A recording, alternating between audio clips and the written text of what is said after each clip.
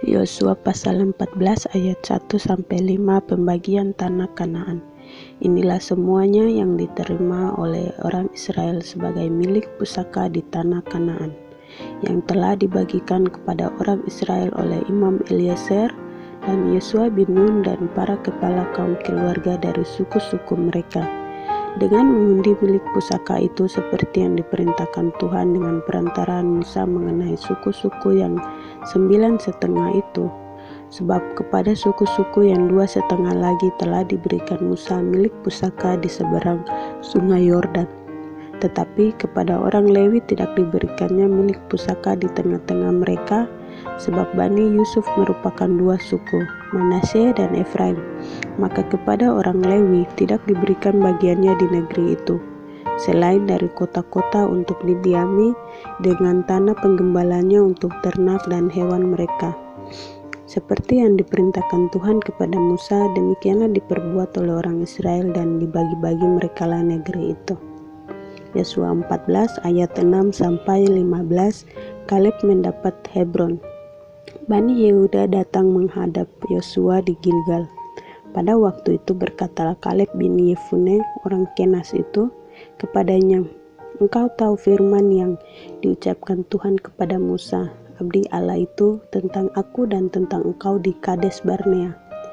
Aku berumur 40 tahun ketika aku disuruh Musa hamba Tuhan itu dari Kades Barnea untuk mengintai negeri ini, dan aku pulang membawa kabar kepadanya yang sejujur-jujurnya. Sedang saudara-saudaraku yang bersama-sama pergi ke sana dengan aku membuat tawar hati bangsa itu. Aku tetap mengikuti Tuhan Allahku dengan sepenuh hati." Pada waktu itu Musa bersumpah, katanya, "Sesungguhnya tanah yang diinjak oleh kakimu itu akan menjadi milik pusakamu dan anak-anakmu sampai selama-lamanya, sebab engkau tetap mengikuti Tuhan Allahku dengan sepenuh hati. Jadi sekarang sesungguhnya Tuhan telah memelihara hidupku seperti yang dijanjikannya. Kini sudah 45 tahun lamanya sejak diucapkan Tuhan firman itu kepada Musa, dan selama itu orang Israel mengembara di padang gurun.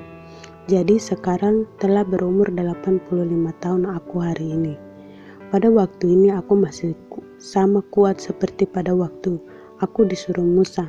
Seperti kekuatanku pada waktu itu, demikianlah kekuatanku sekarang untuk berperang dan untuk keluar masuk.